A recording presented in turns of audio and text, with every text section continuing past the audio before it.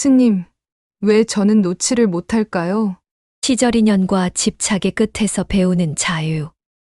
오늘 이야기는 이별로 인해 힘들어하는 사람들이 들으시면 도움이 되실 겁니다. 어느 가을날 오후 산사의 고요함 속에서 한 젊은 여성이 스님을 찾아왔습니다. 단풍잎이 바람에 흔들리는 소리만이 들려오는 조용한 절. 마당을 지나 그녀는 무거운 발걸음으로 스님이 계신 방으로 들어섰습니다. 그녀의 얼굴에는 오랜 시간 혼자 견뎌온 마음의 무게가 고스란히 드러나 있었습니다. 눈가에는 잠 못 이룬 밤들의 흔적이, 입가에는 억지로 지어본 미소의 잔해가 남아 있었습니다. 마치 폭풍우를 견디고 난 나뭇가지처럼 부러지지는 않았지만 깊은 상처를 안고 있는 모습이었습니다. 스님은 말없이 그녀를 맞이했습니다. 따뜻한 차 한 잔을 내려놓고 그저 조용히 기다렸습니다. 마치 상처 입은 새가 스스로 날개를 펼칠 때까지 기다리는 것처럼 그녀가 먼저 마음의 문을 열기를 기다렸습니다. 한참의 침묵 끝에 그녀는 조심스럽게 입을 열었습니다. 스님, 저는 누군가를 정말 오래 좋아했습니다. 처음 그를 만났을 때 세상의 모든 색깔이 더 선명해지는 것 같았어요. 회색빛이던 제 일상이 갑자기 무지개처럼 빛나기 시작했죠. 처음엔 운명이라 믿었어요. 아니, 운명이어야 한다고 믿고 싶었어요. 하지만 아무리 노력해도 그 사람 마음은 제게 오지 않았습니다. 제가 한 발짝 다가가면 그는 두 발짝 물러섰고, 제가 손을 내밀면 그는 고개를 돌렸습니다. 마치 평행선처럼 아무리 달려도 만날 수 없는 두 선처럼 우리는 가까이 있으면서도 닿을 수 없는 거리를 유지했습니다. 그만해야 한다는 걸 아는데도 그 마음이 제 안에서 떠나질 않습니다. 이젠 사랑이 아니라 고통이 되어버렸어요. 아침에 눈을 뜰 때 가장 먼저 떠오르는 사람이 그 사람이고, 밤에 잠들기 전 마지막으로 생각하는 사람도 그 사람입니다. 하루에도 몇 번씩 그 사람의 SNS를 확인합니다. 새로운 사진이 올라왔는지, 누구와 시간을 보냈는지, 어디를 갔는지, 마치 중독된 사람처럼 보면 아픈 걸 알면서도 계속 들여다봅니다. 그가 다른 사람과 웃는 모습을 볼 때마다 가슴이 찢어집니다. 특히 그가 다른 여자와 함께 있는 사진을 볼 때면 숨이 막혀서 한동안 아무것도 할 수가 없어요. 머리로는 다 알겠어요. 이 인연은 끝났구나. 아니, 시작도 되지 않았구나. 그만 놓아야지. 이제 정말 그만해야지. 매일 밤 다짐합니다. 내일부터는 그의 연락을 기다리지 않겠다고, 그의 SNS를 보지 않겠다고, 그를 잊겠다고. 그런데 아침이 되면 또다시 핸드폰을 켭니다. 혹시 그가 연락했을까? 혹시 무슨 일이 있는 건 아닐까? 이런 제가 너무 한심하고 비참해요. 스님, 저는 왜 이렇게 집착을 멈추지 못할까요? 정말 인연이라면 언젠가 다시 만날 수도 있을까요? 아니면 이제 완전히 놓아야 하는 걸까요? 어떻게 하면 이 고통에서 벗어날 수 있을까요? 여인의 눈가가 붉어졌습니다. 억눌렀던 감정이 본물처럼 터져 나오려는 것을 간신히 참고 있는 모습이었습니다. 그 순간 스님은 잠시 눈을 감고 고요히 숨을 들이마셨습니다. 마치 그녀의 아픔을 함기게 호흡으로 감싸 안는 듯 했습니다. 긴 침묵이 흘렀습니다. 창밖에서는 가을바람에 낙엽이 떨어지는 소리가 들려왔고, 멀리서 풍경 소리가 은은하게 울려 퍼졌습니다. 그 고요한 시간 속에서 스님은 천천히 눈을 뜨며 조용히 말씀하셨습니다. 보살님의 마음이 참 애틋합니다. 놓고 싶지만 놓이지 않는 마음. 그것이 바로 인간의 가장 깊은 고통이지요.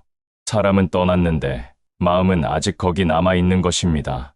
마치 배는 떠났는데 닻은 아직 바닷속에 박혀 있는 것처럼 말입니다. 법구경에 이런 구절이 있습니다. 애착에서 근심이 생기고 애착에서 두려움이 생긴다. 애착에서 벗어난 자에게는 근심이 없거니 어찌 두려움이 있겠는가.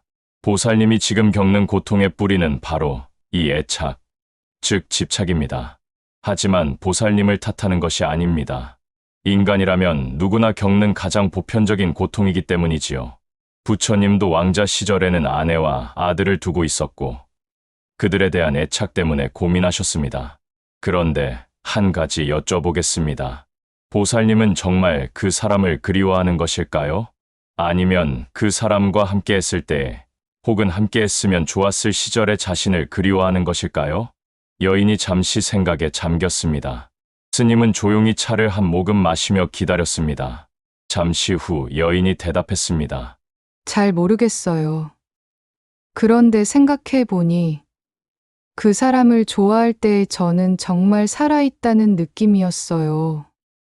하루하루가 기대되고 아침에 일어나는 것이 즐거웠죠. 거울을 볼 때도 예뻐 보이고 싶었고 무언가를 열심히 하고 싶었어요. 스님은 고개를 끄덕이며 말을 이었습니다. 그렇습니다. 보살님이 그리워하는 것은 사실 그 사람이 아니라 그 사람을 통해 느꼈던 생동감입니다. 누군가를 사랑할 때의 설렘, 기대감, 살아있음의 느낌, 그것을 그리워하는 것이지요. 수타니파타에서 부처님은 이렇게 말씀하셨습니다. 사랑하는 자와 헤어지는 것은 고통이요. 사랑하지 않는 자와 만나는 것도 고통이다. 그러므로 애착을 만들지 말라. 애착으로부터의 이별은 재앙이기 때문이다. 하지만 부처님은 사랑하지 말라고 하신 게 아닙니다. 집착하지 말라고 하신 것이지요. 사랑과 집착은 다릅니다. 사랑은 상대방의 행복을 바라는 마음이고 집착은 상대방을 소유하려는 마음입니다. 보살님이 그 사람을 정말 사랑한다면 그가 보살님과 함께하지 않아도 그의 행복을 빌 수 있어야 합니다. 그것이 진정한 사랑이지요. 하지만 보살님은 지금 그가 다른 사람과 행복한 것을 견디지 못하고 계십니다. 이것은 사랑이 아니라 소유욕입니다. 여인이 조금 당황한 표정으로 말했습니다. 하지만 스님, 사랑하면 당연히 함께 있고 싶은 거 아닌가요? 그게 잘못된 건가요? 스님은 부드럽게 미소 지으며 답했습니다. 함께 있고 싶은 마음은 자연스러운 것입니다. 문제는 그것이 집착이 될 때입니다. 중화암경에 이런 이야기가 있습니다. 부처님께서 제자들에게 물으셨지요. 무엇이 무상한가? 제자들이 답했습니다. 형체가 있는 것은 모두 무상합니다. 부처님이 다시 물으셨습니다. 무상한 것은 고통인가? 즐거움인가? 제자들이 답했습니다. 무상한 것은 고통입니다. 부처님이 마지막으로 물으셨습니다. 그렇다면 무상하고 고통스러운 것을 나의 것, 이것이 나다, 이것이 나의 자아다라고 할 수 있겠는가? 제자들이 답했습니다. 그럴 수 없습니다. 세존이시여. 이것이 무엇을 의미하는지 아시겠습니까? 우리가 붙잡으려는 모든 것은 변하고 사라진다는 것입니다. 보살님이 붙잡으려는 그 사람도, 그 마음도, 그 인연도 모두 변하는 것이지요. 영원한 것은 없습니다. 그런데 우리는 이 무상한 것을 영원히 붙잡으려 하니 고통이 생기는 것입니다. 마치 흐르는 강물을 손으로 움켜쥐려는 것과 같습니다. 아무리 꽉 쥐어도 물은 손가락 사이로 빠져나가지요.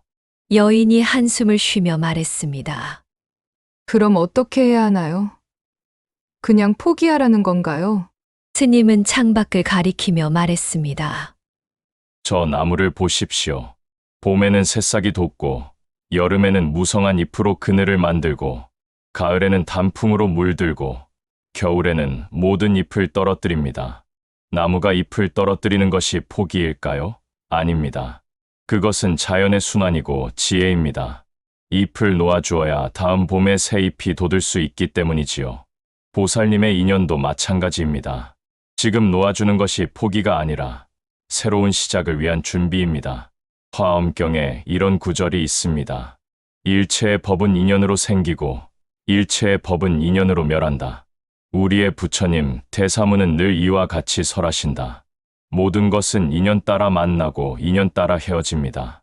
그것을 거스르려 하면 고통이 생기고 순응하면 평화가 찾아오지요. 이것을 우리는 시절인연이라 부릅니다. 시절인연, 때와 절기의 인연이라는 뜻이지요. 봄에는 봄꽃이 피고 가을에는 가을꽃이 피듯이 모든 인연에도 제때가 있다는 것입니다. 보살님이 아무리 애타게 원해도 아직 때가 오지 않았다면 인연은 열리지 않습니다. 이미 때가 지났다면 억지로 잡아도 썩어버릴 뿐입니다. 마치 떨어진 꽃잎을 다시 가지에 붙이려는 것과 같지요. 잡보장경에 이런 이야기가 있습니다. 옛날 한 농부가 있었습니다. 그는 봄에 씨를 뿌렸지만 너무 조급해서 매일 밭에 나가 흙을 파헤치며 왜 싹이 나지 않느냐고 안달했습니다. 씨앗이 싹 트려면 시간이 필요한데 그는 기다리지 못하고 계속 흙을 뒤집었습니다. 결국 씨앗은 모두 죽고 말았지요. 이듬해 그는 깨달았습니다. 씨앗이 싹 트려면 때가 필요하다는 것을. 그 애는 참고 기다렸더니 풍년이 들었습니다. 보살님의 마음도 마찬가지입니다. 억지로 잊으려 하거나 억지로 붙잡으려 하지 마시고 그저 시간에 맡기십시오. 때가 되면 자연이 아물 상처입니다. 여인이 눈물을 글썽이며 물었습니다. 그럼 언젠가는 다시 만날 수도 있는 건가요? 정말 인연이 있다면요? 스님은 깊은 눈빛으로 그녀를 바라보며 말했습니다. 대지도론에 이런 말이 있습니다. 인연이 있으면 천리 밖에서도 만나고 인연이 없으면 대면에도 모른다. 정말 인연이 있다면 보살님이 애쓰지 않아도 자연히 만나게 될 것입니다. 강물이 바다로 흘러가듯이 별이 제자리를 찾아가듯이 인연이 있는 사람들은 결국 만나게 되어 있습니다. 하지만 인연이 없다면 아무리 노력해도 함께할 수 없습니다. 그것은 보살님의 잘못도 아니고 그 사람의 잘못도 아닙니다. 그저 인연이 그러한 것일 뿐입니다. 더 중요한 것은 이것입니다. 그 사람과의 인연이 있든 없든 보살님은 이미 완전한 존재라는 것입니다. 능엄경에서 부처님이 아난에게 물으셨지요. 아난아, 내가 무엇으로 나를 보느냐? 아난이 답했습니다. 눈으로 봅니다. 부처님이 다시 물으셨습니다. 그 눈은 누구의 것이냐? 아난이 한참을 생각하다 깨달았습니다. 눈도, 보는 것도, 보이는 것도 모두 인연의 화합일 뿐 실체가 없다는 것을. 보살님도 마찬가지입니다. 보살님이 그 사람을 사랑하는 마음도, 그 사람도, 보살님 자신도 모두 인연의 화합일 뿐입니다.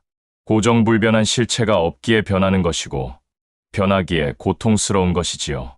하지만 동시에 변하기에 희망이 있습니다. 지금의 고통도 영원하지 않고 지금의 집착도 영원하지 않습니다. 시간이 지나면 모든 것이 변하고 보살님의 마음도 평화를 찾을 것입니다. 백장선사가 제자들에게 물었습니다. 어떻게 하면 자유로워질 수 있는가? 한 제자가 답했습니다. 붙잡지도 말고 밀어내지도 말고 그저 있는 그대로 두면 됩니다.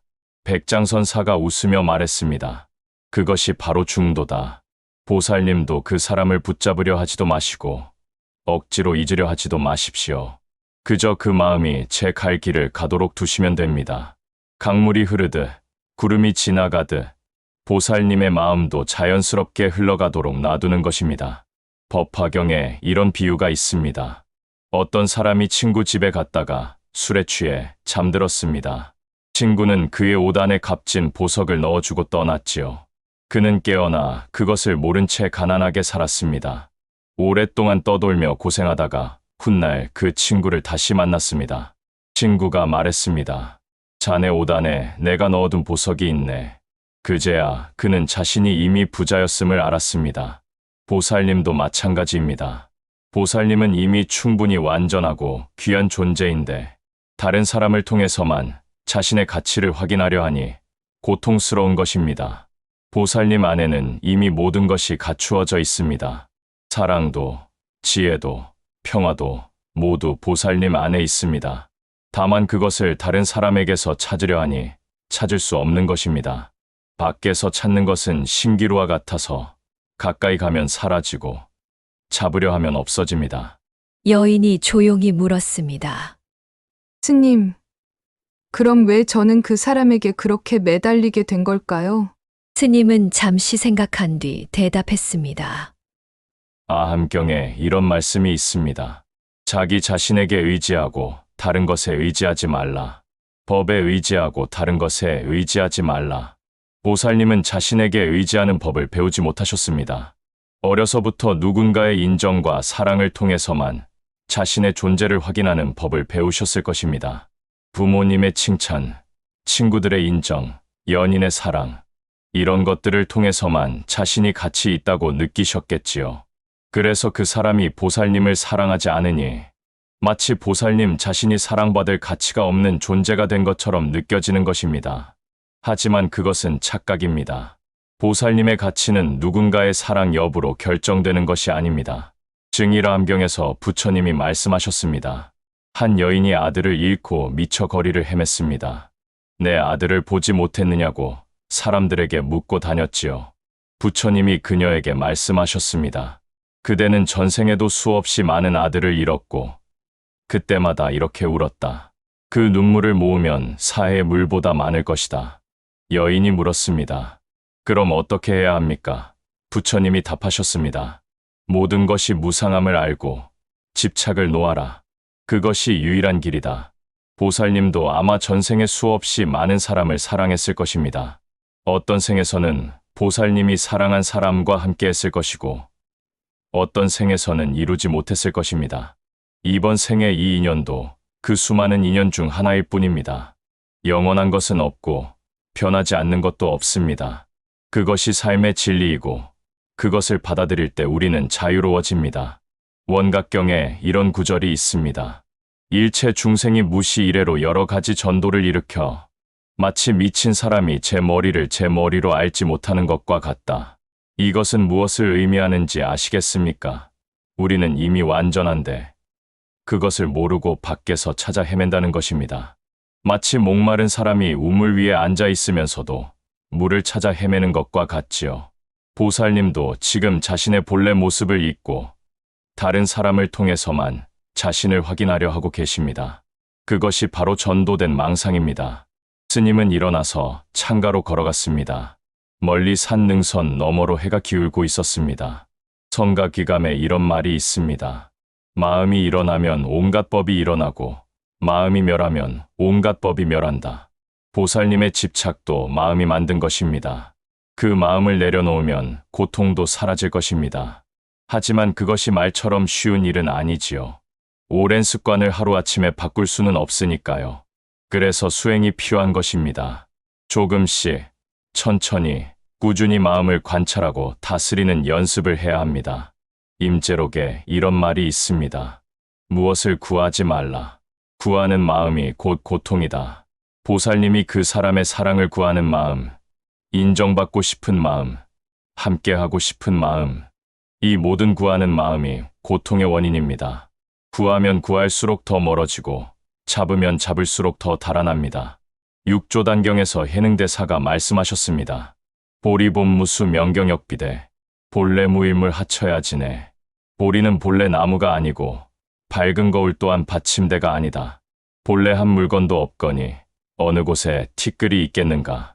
무슨 뜻인지 아십니까? 우리의 마음은 본래 깨끗하고 완전한데 우리가 만든 생각과 감정이라는 티끌이 덮어서 그것을 보지 못한다는 것입니다. 보살님의 마음도 본래 맑고 평화로운데 집착이라는 티끌이 덮어서 고통스러운 것입니다. 그 티끌을 하나씩 털어내면 본래의 맑은 마음이 드러날 것입니다. 여인이 한숨을 쉬며 물었습니다. 스님, 그럼 어떻게 해야 이 마음을 내려놓을 수 있을까요? 저도 놓고 싶은데 자꾸만 그 사람 생각이 나요. 아침에 일어나면 제일 먼저 그 사람이 떠오르고 무언가를 볼 때마다 그 사람과 연결 지어 생각하게 돼요. 스님은 따뜻한 미소를 지으며 자리에 앉았습니다. 그것이 바로 습관의 힘입니다. 오랫동안 반복한 생각은 마음의 길을 만듭니다. 물이 개소 같은 곳으로 흐르면 골짜기가 되듯이 생각도 개소 같은 방향으로 흐르면 깊은 골을 만들지요. 하지만 걱정하지 마십시오. 습관은 만들어진 것이기에 바꿀 수도 있습니다. 시간이 걸리겠지만 불가능한 일은 아닙니다. 대념처경에 부처님이 가르치신 수행법이 있습니다. 사념처 수행이라 합니다.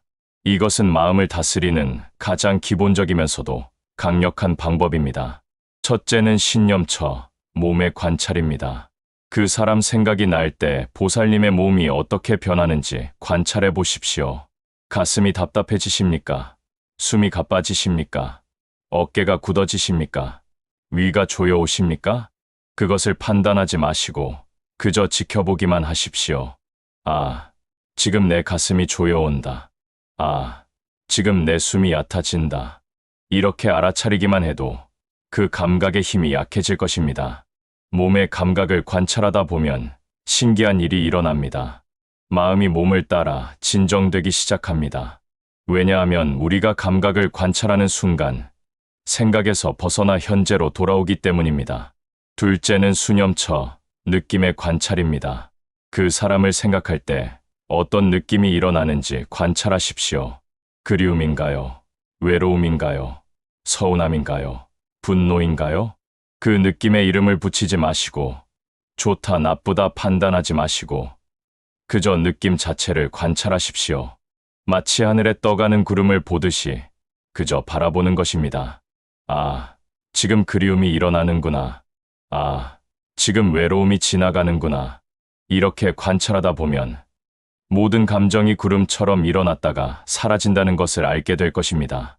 영원한 감정은 없습니다. 셋째는 심념처, 마음의 관찰입니다. 마음이 어디로 가는지 지켜보십시오. 과거로 가십니까? 미래로 가십니까? 그 사람에게로 가십니까? 마음은 원숭이처럼 이리저리 뛰어다닙니다. 한시도 가만히 있지 못하고 계속 움직입니다. 그것을 억지로 붙잡으려 하지 마시고 그저 지켜보십시오. 아, 지금 내 마음이 과거로 갔구나. 아, 지금 내 마음이 그 사람을 생각하고 있구나. 이렇게 관찰하면 마음에 끌려다니지 않고 마음을 보는 자가 될 수 있습니다. 넷째는 법념처, 진리의 관찰입니다. 이 모든 것이 무상하고 고통이고 무아임을 관찰하십시오. 그 사람도 변하고 나도 변하고 이 마음도 변한다. 영원한 것은 없고 고정된 것도 없다. 모든 것이 흘러가는 강물처럼 계속 변하고 있다. 이것을 깊이 사유하시면 집착의 무의미함을 깨닫게 되실 것입니다. 붙잡을 수 없는 것을 붙잡으려 하는 것이 얼마나 어리석은 일인지 알게 되시지요. 안반수의경에 또 다른 수행법이 있습니다. 호흡, 관찰입니다. 편안한 자세로 앉아서 눈을 감고 호흡에 집중하십시오. 숨을 들이쉬며 속으로 말씀하십시오. 들이쉬며 나는 알아차린다. 숨을 내쉬며 말씀하십시오. 내쉬며 나는 놓아준다. 다시 들이쉬며 말씀하십시오. 그 사람의 행복을 빈다. 내쉬며 말씀하십시오. 그를 자유롭게 한다. 다시 들이쉬며 말씀하십시오. 나의 평화를 빈다. 내쉬며 말씀하십시오. 나를 자유롭게 한다. 이것을 하루에 10분씩만 하셔도 큰 변화가 일어날 것입니다. 처음에는 힘드시겠지만 계속하다 보면 마음이 고요해지고 평온해지는 것을 느끼실 것입니다. 집착의 끈이 조금씩 느슨해지고 그 사람에 대한 생각이 점점 옅어지는 것을 경험하게 되실 것입니다. 자비경에 이런 구절이 있습니다.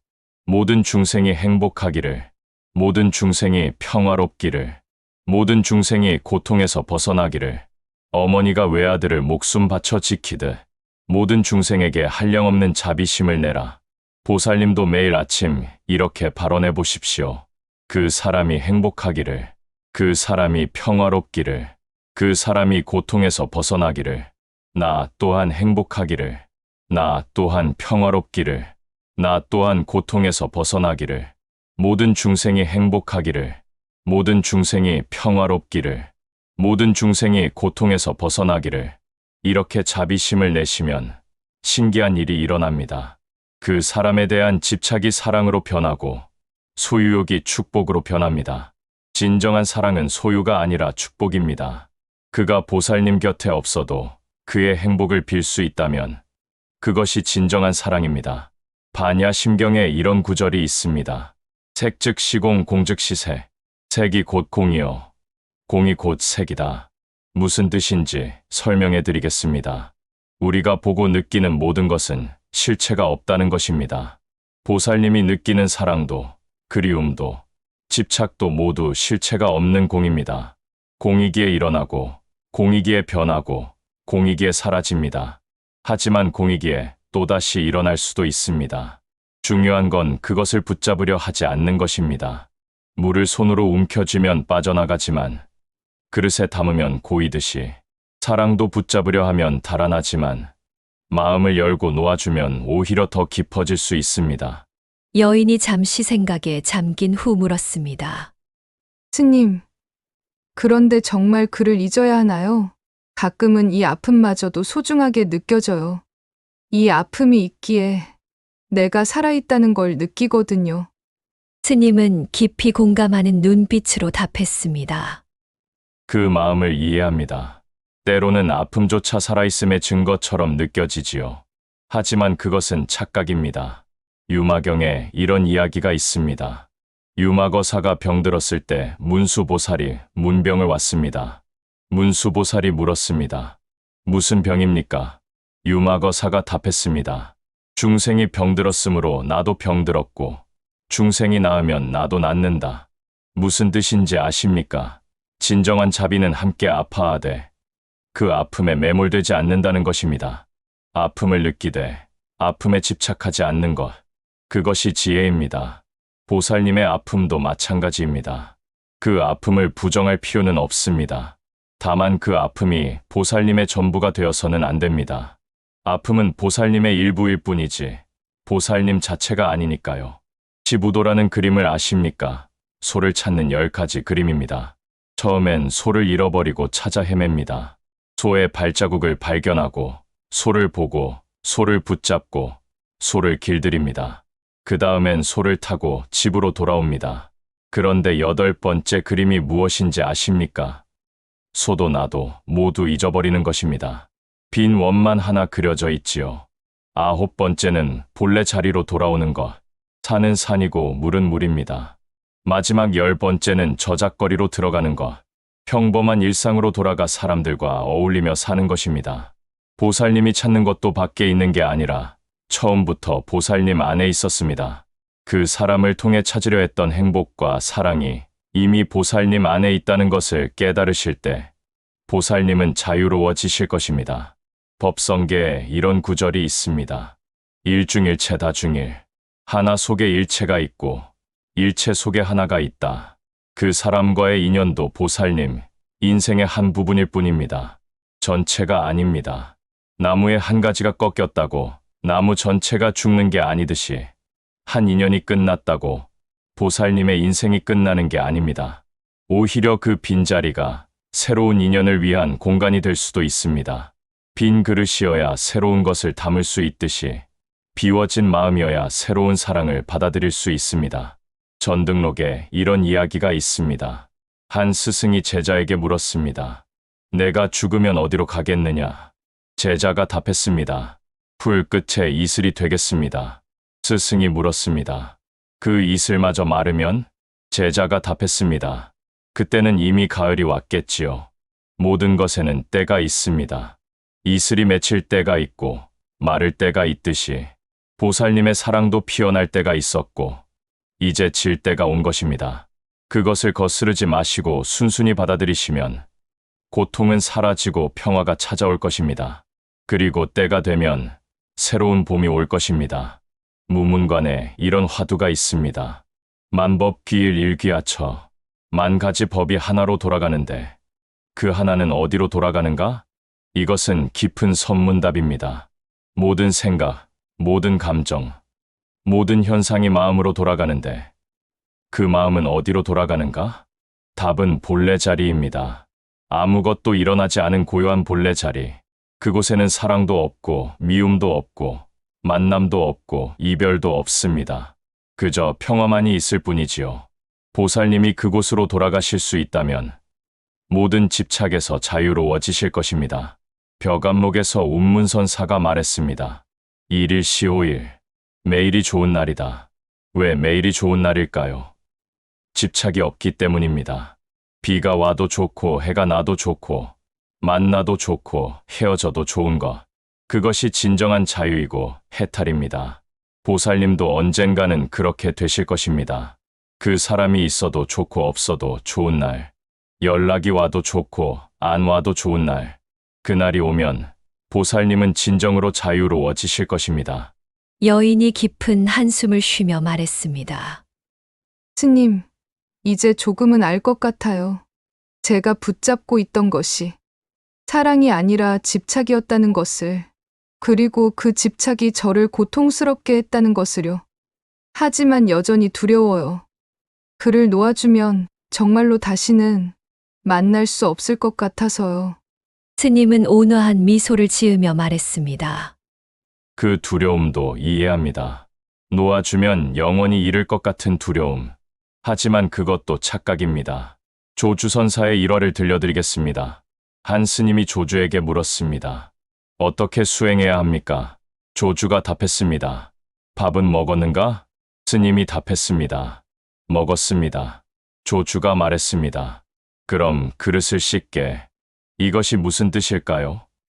깊은 진리는 평범한 일상 속에 있다는 것입니다. 밥을 먹었으면 그릇을 씻고, 하루가 지나면 잠을 자고, 때가 되면 일어나는 것. 이것이 자연의 이치이고 삶의 지혜입니다. 보살님도 마찬가지입니다. 사랑했으면 이제 놓아주고, 아팠으면 이제 치유하고, 울었으면 이제 웃을 때가 된 것입니다. 과거를 후회하지 마시고, 미래를 걱정하지 마시고, 지금 이 순간에 충실하십시오. 밥 먹을 때는 밥 먹고, 걸을 때는 걷고, 잠잘 때는 잠자십시오. 그 사람 생각에 빠지지 마시고, 지금 여기서 할 일을 하십시오. 그러다 보면 어느 날 문득 깨달으실 것입니다. 내가 이미 충분히 완전하고 행복한 존재라는 것을, 그 사람이 없어도 나는 온전하다는 것을. 보조국사 진울의 말씀을 전하겠습니다. 도노점수, 단번에 깨닫되 점차로 닦아간다. 보살님은 오늘 깨달으셨습니다. 집착이 고통의 원인이라는 것을. 이제 남은 건 그것을 일상에서 실천하는 것입니다. 하루하루 조금씩 놓아주는 연습을 하십시오. 처음에는 하루에 1시간만이라도 그 사람을 생각하지 않기. 그 다음엔 2시간, 3시간. 이렇게 늘려가십시오. 그리고 그 시간에 자신을 위한 일을 하십시오. 좋아하는 책을 읽거나, 운동을 하거나, 친구를 만나거나, 보살님의 삶을 보살님 자신으로 채워가십시오. 영가대사의 증도가에 이런 구절이 있습니다. 행역수류 좌역수류 종체안연 무소류. 걷는 것도 또한 선이요. 앉는 것도 또한 선이니 어디서나 편안하여 걸림이 없다. 보살님도 언젠가는 그렇게 되실 것입니다. 어디서 무엇을 하든 평안한 마음. 그 사람을 생각해도 평안하고 생각하지 않아도 평안한 마음. 그것이 진정한 자유입니다. 금강경에 이런 구절이 있습니다. 과거 신불가득 현재 신불가득 미래 신불가득. 과거의 마음도 얻을 수 없고 현재의 마음도 얻을 수 없고 미래의 마음도 얻을 수 없다. 왜냐하면 모든 마음은 계속 변하기 때문입니다. 지금 이 순간에도 보살님의 마음은 변하고 있습니다. 그 사람에 대한 마음도 변하고 집착하는 마음도 변하고 있습니다. 변하는 것을 영원한 것처럼 붙잡으려 하니 고통이 생기는 것입니다. 변하는 것은 변하도록 놔두시면 자연히 평화가 찾아옵니다. 유교경에 이런 말이 있습니다. 상선약수, 최고의 선은 물과 같다. 물은 만물을 이롭게 하면서도 다투지 않고 낮은 곳으로 흘러갑니다. 막히면 돌아가고 구멍이 있으면 스며듭니다. 보살님의 사랑도 물처럼 되게 하십시오. 막히면 돌아가고 때가 되면 흘러가는 자연스러운 사랑. 그것이 진정한 사랑의 모습입니다. 마지막으로 부처님의 열반경 말씀을 전하겠습니다. 자신을 등불로 삼고 자신을 의지처로 삼으라. 남을 의지처로 삼지 말라. 법을 등불로 삼고 법을 의지처로 삼으라. 다른 것을 의지처로 삼지 말라. 이것이 부처님의 마지막 가르침이었습니다. 보살님은 이제 다른 사람이 아닌 자신을 등불로 삼는 법을 배우셔야 합니다. 스스로 빛나는 법을 배우시면 다시는 누군가의 빛을 빌릴 필요가 없으실 것입니다. 보살님 안에는 이미 충분한 빛이 있습니다. 다만 구름에 가려 보이지 않을 뿐입니다. 그 구름을 걷어내면 보살님의 본래 빛이 드러날 것입니다. 시절 인연을 믿으십시오. 때가 되면 꽃이 피고 때가 되면 열매를 맺듯이 보살님의 인생에도 새로운 봄이 올 것입니다. 그때까지는 겨울을 견디는 씨앗처럼 조용히 자신을 돌보며 기다리십시오. 봄은 반드시 옵니다. 그것이 자연의 이치이고 인생의 이치이니까요. 겨울이 깊을수록 봄은 더 따뜻하고 밤이 어두울수록 새벽은 더 밝습니다. 보살님의 지금 이 아픔도 더 큰 행복을 위한 준비일지 모릅니다. 여인은 눈물을 닦으며 일어섰습니다. 그녀의 얼굴에는 여전히 슬픔이 남아 있었지만 그 속에 작은 평화의 빛이 보였습니다. 감사합니다, 스님. 오늘 많은 것을 배웠어요.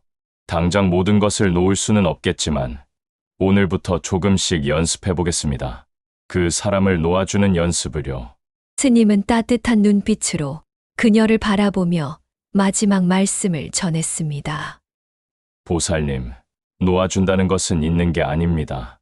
그 인연이 준 아름다움과 아픔을 모두 품고 감사하며 보내주는 것입니다. 그 사람을 통해 보살님은 사랑을 배웠고 아픔을 통해 지혜를 배우고 계십니다. 모든 만남은 배움이고 모든 이별은 성장입니다. 언젠가 보살님이 진정으로 자유로워진 날, 만약 그 사람을 다시 만난다면 이렇게 말할 수 있으실 것입니다. 고마웠습니다. 당신 덕분에 나는 나를 찾았습니다. 당신과의 인연 덕분에 나는 더 깊이 사랑하는 법을 배웠습니다. 그것이 진정한 사랑의 완성입니다. 서로를 통해 성장하고 각자의 길을 가는 것. 화엄경에 이런 말이 있습니다. 일화계 세계 이려비려래. 한 송이 꽃이 한 세계요. 한 잎이 한 부처다. 보살님도 한 송이 꽃입니다. 그 사람이 있든 없든 보살님은 이미 완전한 한 송이 꽃입니다. 스스로 피어나고 스스로 향기를 내는 아름다운 꽃. 더 이상 다른 꽃과 비교하지 마시고 다른 꽃의 향기를 부러워하지 마십시오. 보살님만의 고유한 아름다움과 향기가 있습니다. 부디 그것을 발견하시고 그것으로 충만하시기를 바랍니다. 보살님의 앞날에 부처님의 자비와 지혜가 함께 하시기를. 나무아미타불. 이야기를 마치며 오늘 우리는 한 젊은 여성과 스님의 대화를 통해 시절 인연의 깊은 의미를 살펴보았습니다. 모든 인연에는 때가 있습니다. 봄에 피는 꽃을 가을에 피우려 한다면 그것은 자연의 이치를 거스르는 일입니다. 사랑도 마찬가지입니다. 때가 오면 자연히 만나게 되고 때가 지나면 아무리 붙잡아도 머물지 않습니다. 집착은 이 자연스러운 흐름을 거부하는 마음입니다. 내 뜻대로 하려는 마음, 영원히 소유하려는 마음, 그것이 우리를 고통스럽게 만듭니다. 놓아준다는 것은 포기가 아닙니다. 그것은 더 큰 사랑으로 나아가는 문입니다. 소유하지 않아도 사랑할 수 있고, 곁에 없어도 축복할 수 있을 때, 우리는 진정으로 자유로워집니다.